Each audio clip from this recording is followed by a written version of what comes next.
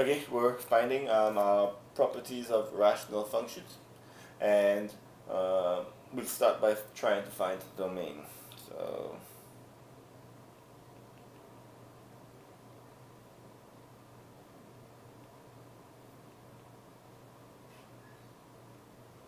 well, let's start with a very simple example.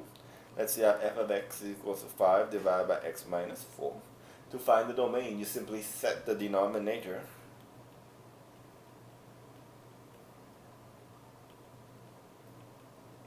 not equal to 0. And that should make sense to you, and hopefully you remember it from past examples. You cannot divide when the denominator is 0. And so we therefore have to just figure out what that number and then exclude it.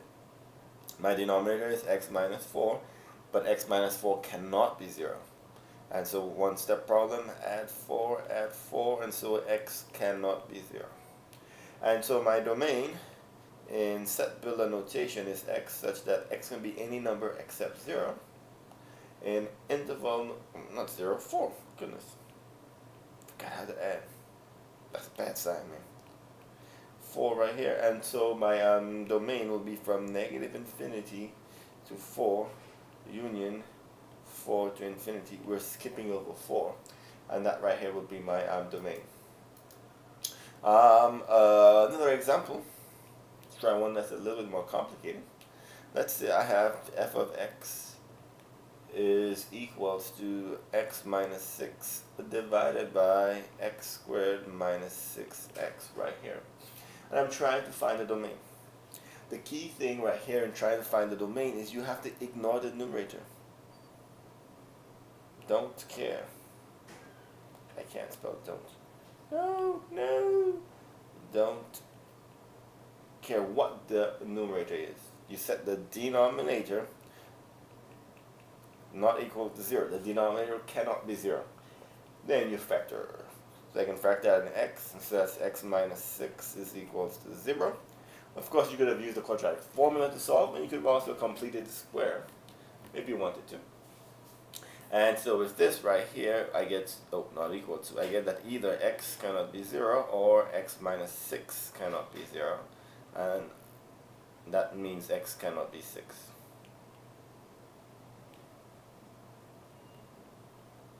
In set builder notation, that is x such that x can be any number except 0 and except 6. In interval notation, that will be, there are two numbers I need to jump over. So negative infinity to 0, I gotta jump over 0, and then I gotta jump over 6. And so that is what my interval is going to be. Now, you have to be careful when trying to find the domain of rational functions. So let's take an example where being careful is cool. So let's say I have 3 divided by x squared plus 4. Right here. Now this right here is a quadratic denominator, which is different from the first example. But again, so I go, well, I know I gotta set my denominator not equal to 0. And so, take the 4 over, x squared cannot be negative 4. And then, square root, I get that x cannot be plus or minus 2i, right? The answers are imaginary. Well, what that means for us is that the numbers I'm excluding are not real numbers. And so therefore, if I am not excluding any real numbers, that means that all real numbers are just fine. The domain will be any real number. Again, negative infinity to infinity. Let me give you 2 ways to check so you can help be careful. If I look at this denominator very carefully, I will note that there is no way that this denominator can be 0. Does not matter what number I plug in, it will never be 0. If I plug in a number squared, it will be either positive or 0. If I plug in 5, 5 squared is 25. If I plug in 10, 10 squared is 100. 100 plus 4 is 104. That's not 0. If I plug in 0, 0 squared is 0. 0 plus 4 is 4. The denominator can never be 0. Therefore, I never divide by 0. So therefore, all of these work. Every number works. Another way to think about it is that if I get x equals to an imaginary number, if I get x equals an imaginary number, that means my domain is going to be all real numbers. Well, I know I get an imaginary number when b squared minus 4ac is less than 0. So I just check the discriminant. In this case right here, a is equals to 1, b is equals to 0, and c is equals to 4. So that's 0 squared minus 4 times 1 times 4, and that's 0 minus 16, which is negative 16. Negative 16 is less than 0, and so that means I get imaginary answers. Whenever you get imaginary answers, your domain is all real numbers. So that's two ways of thinking about it when it comes to trying to decipher whether or not my domain for my rational function is all real numbers. It does happen. So again, find the domain for the rational function. You simply need to set the denominator not equal to 0. Okay, and go ahead and do some practice making sure you can do your set builder and your interval notation. Sometimes, however, the domain is all real numbers, and that's when you have a denominator that cannot be made into 0. Now, closely tied to the domain is the vertical asymptote.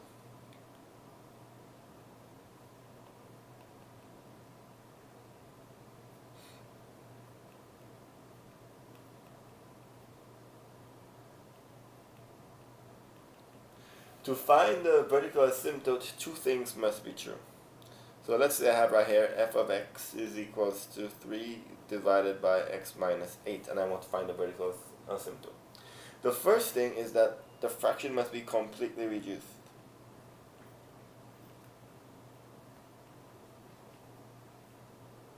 I.e., any common factors must be cancelled out. After they've done that, then you set the denominator equal to 0.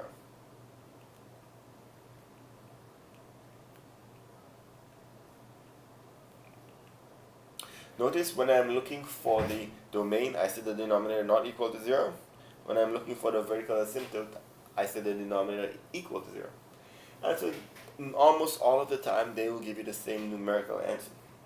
The vertical asymptote sits where the domain does not. That's why when we draw our vertical asymptotes, we draw them as dashed lines, because we're saying nothing is here. The graph does not exist at this point. So right here, when I have my vertical asymptote at 2 right here, we use a dashed line to signify that there's nothing here. The graph does not exist. And the vertical asymptote is always tied to the domain. Alright? And that's why they're found in basically the same way. So I look at my function right here. I notice very quickly that it's already reduced. There is nothing to cancel. Again, we can only cancel factors, as I will demonstrate. And so just take the denominator, x minus 8 equals 0.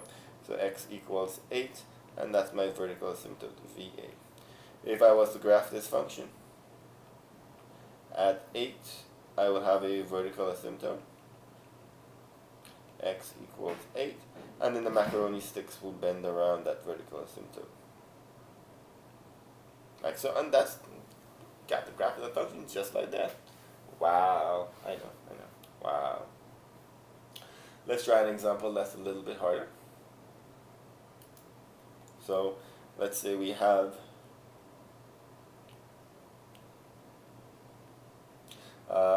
f of x is equals to 1 over x squared minus x minus 12, and I want to find the vertical asymptotes. Again, this is completely reduced. There are no factors that cancel from both the numerator and the denominator. And so with that being said, I just set the denominator equal to 0. This factors into x minus 4 multiplied by x plus 3 equaling 0, and so I get x equals 4 and x equals negative 3. This graph right here has two vertical asymptotes. If I attempted to graph this function, at -3 and at 4, I will have a vertical asymptote. And the graph of my function would look something like this.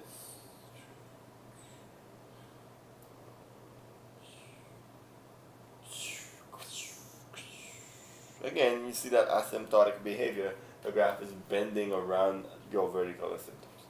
Now, interestingly enough, graphing this right here is actually quite difficult. I'm just skipping to the answer. But later on, we'll go through the steps.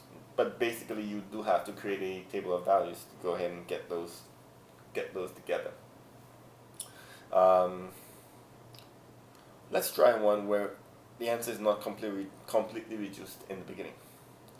So let's say I have f of x is equals to -2x minus 6 divided by x squared minus x minus 12. In this question right here, there is a potential for factors to cancel out. So before I set my denominator equals to 0, I need to factor my rational function. I can factor out a -2 from the top, and that leaves us with an x plus 3. And I can factor the denominator instead of this x minus 4 times x plus 3. I use the same denominator as I did before to try and hammer home the point right here. But if you look very carefully, you notice that an x plus 3 in the numerator and an x minus 3 and an x plus 3 in the denominator. So those right here will cancel out. And so what I'm left with when I reduce my function is -2 divided by x minus 4.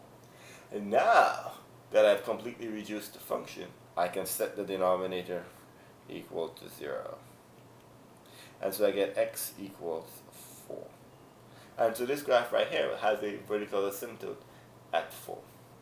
And that is my only VA. Well, you might be wondering what happened to the x plus 3. Well, x plus 3 equals 0, and so I get x equals -3. The graph will have a hole at that point. At -3, the graph simply will not have an answer. And so you get an open circle at that point in the graph when we're graphing that function. I just put an open circle, the graph goes along, and just put an open circle right at that point, right? And that's how you find the vertical asymptotes. The vertical asymptotes and the domains are basically the same operation. The difference is how you present the answer. The vertical asymptotes you write as x equals. Notice right here, x equals, x equals. The domain, on the other hand, you write it in either set builder or interval notation. Alright, so now that we have this right here, the next thing that we need to do is we need to be able to find the horizontal asymptotes.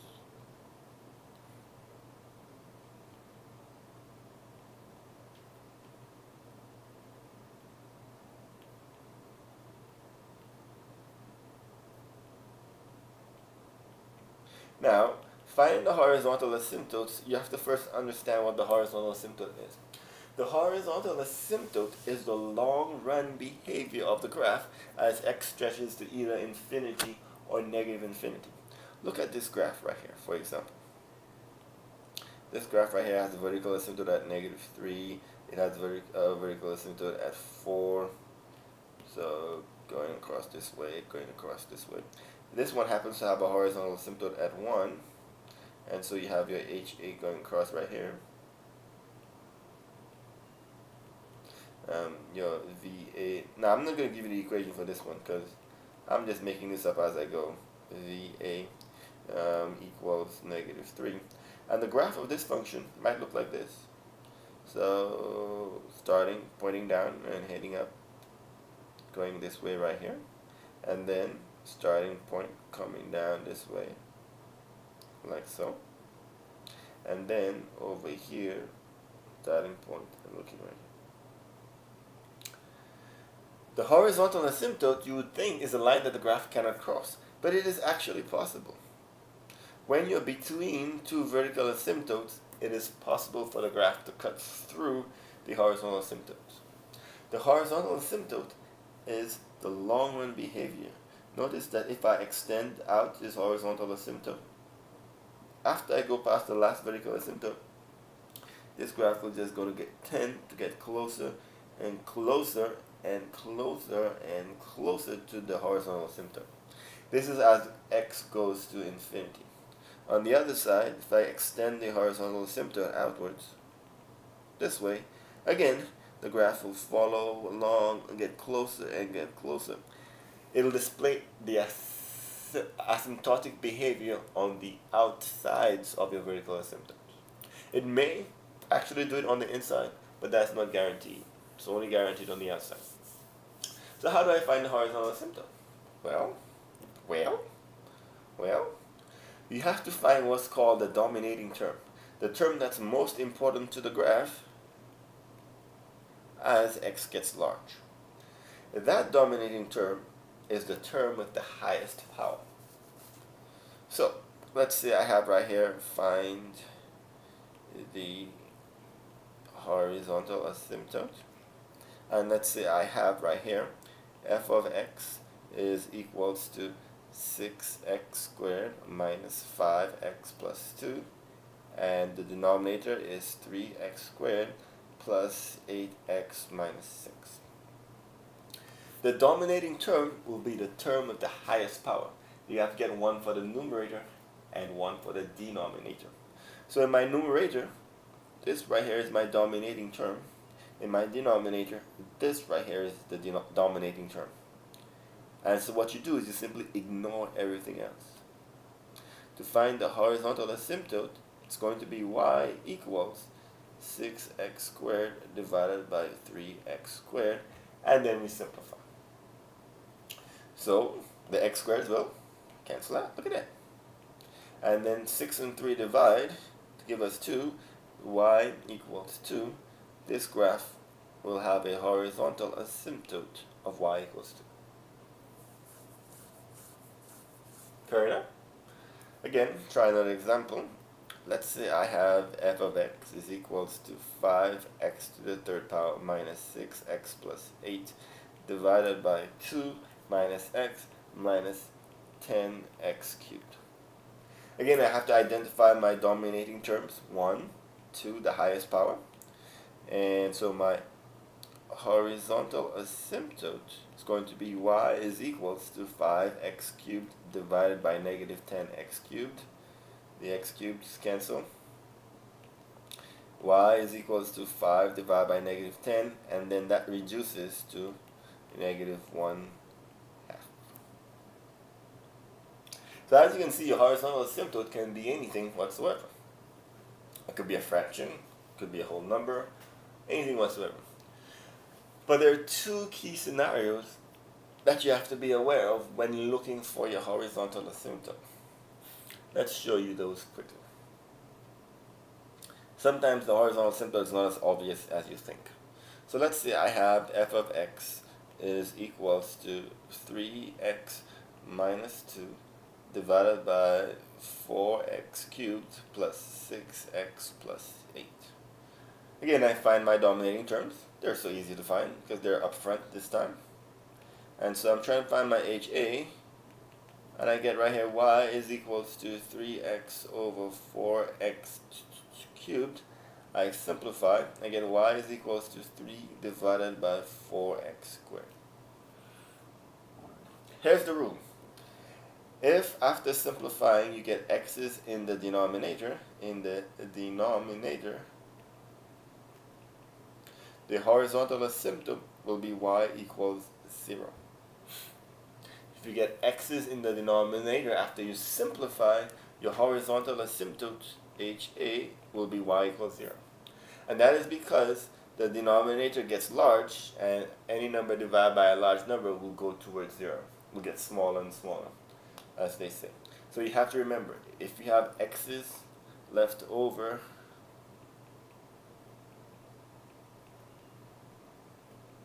in the denominator, you have to remember that automatically means the horizontal asymptote is y equals 0. On the other hand, if you have x's left over in the numerator, So let's say I have f of x is equals to, say, 3x to the 4th power minus 8x plus 2 divided by 6x plus 5, dominating term. And so f of x, horizontal asymptote, my HA, that's what I'm trying to find. My HA is going to be y is equals to 3x to the 4th divided by 6x. After I simplify, I lose an x, and the 3 and the 6 become a 2. So I am left with x cubed divided by 2. Whenever you have x's left in the numerator, in other words, no x in the denominator, it's a simple way to think about it. No x's in the denominator. When you have that happening, there is no horizontal asymptote, no HA, none. Okay, we have x's left over in the denominator. You have no x left over. The answer is none. Alright?